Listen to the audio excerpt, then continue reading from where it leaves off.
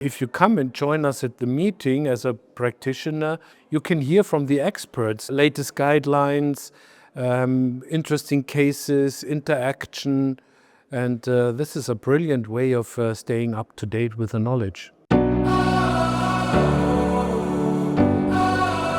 For the youngest, this is an opportunity to meet other people, to share experiences, to meet key opinion leaders. For those that are not so young, there is the possibility to follow the young researchers and to try to improve their knowledge, but also to improve their skills in research. It's the perfect opportunity to spark collaboration, make new friends, and improve your networking, and more than that, make pediatric infectious disease better.